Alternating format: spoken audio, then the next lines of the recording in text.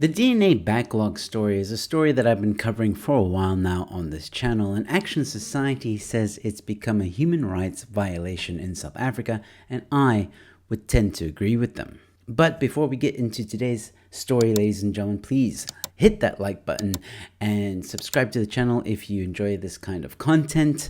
And don't forget to smash that bell notification so that you're notified every time an episode is uploaded. Criminals must taste you. Ma'am, can you give me protection from yourself? Did I hear that correctly? Hello, ladies and gentlemen. Welcome to Newsflash. I'm your host, Joe Emilio. Thanks for tuning in.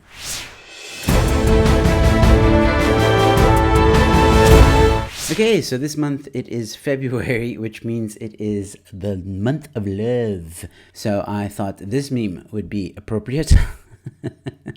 Maybe not. Is it too soon? Listen, I don't know if this is a meme or I don't know if this was a real marketing campaign or whatever from builders, but whether or not, all right, if it is real, someone needs to give the marketing department of builders a bells. If it's not real, whoever created this also needs to get a bells. I mean, talk about deals to die for. Money back guaranteed. I wonder if there's a lifetime warranty. Okay, anyways, back to today's story. Look, the DNA backlog is a huge problem. So for those of you who may not know about the DNA backlog, please just give me about a minute to get you all caught up. All DNA testing at the FSL ground to a halt in 2020 because Botha failed to pay the agreed fees for the PCEM system in June 2020, causing the subsequent shutdown of the system. This caused a backlog in forensic testing in over 125,000 cases, of which 92% were sexual assault kits.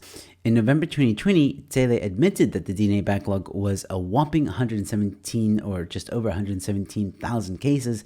By December, the figure had grown to over 142,000 cases. In March 2021, the FSL head, Major General Edward, confirmed that the backlog stood at nearly 173,000 and that nothing had been processed for in January or February. Action Society learned through a PIA application that the backlog stood at almost 150,000 in April 2021, and by July 2021, a backlog of more than 300,000 cases led to Action Society's complaint with the PP in October 2021.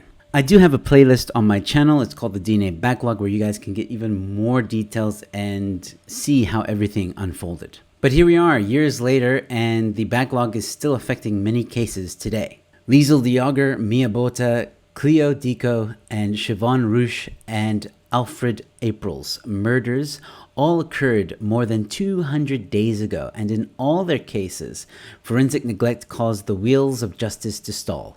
Action Society has now followed up with the Office of Public Service Commission, OPSC, about their investigation into the ongoing DNA backlog crisis that continues to hinder many cases, leaving victims and their families going years without justice. And I quote, "More than 80 murders are recorded in South Africa every day, but only 14.5% of them are solved. One of the reasons that the conviction rate is so shockingly low is because of massive DNA processing backlogs," says Ian Cameron, Director of Community Safety at Action Society. And by the way, one of the cases that was also affected by this DNA backlog was the Brendan Horner case. I'm sure you guys remember that case. Our police minister has promised time and time again that he's going to try and fix it, but lately, every time he's asked about it, he just ignores the question. But his silence speaks volumes. I reached out to Ian Cameron to find out if there is an update with the numbers of the DNA backlog, but unfortunately Ian said there isn't. So what I'm really concerned about here is that Botha did say that he was trying to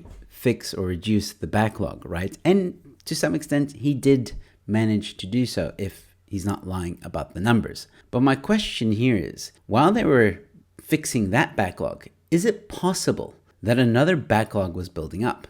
Nobody knows. Because when anyone asks these kind of questions, we're just met with silence. You know what?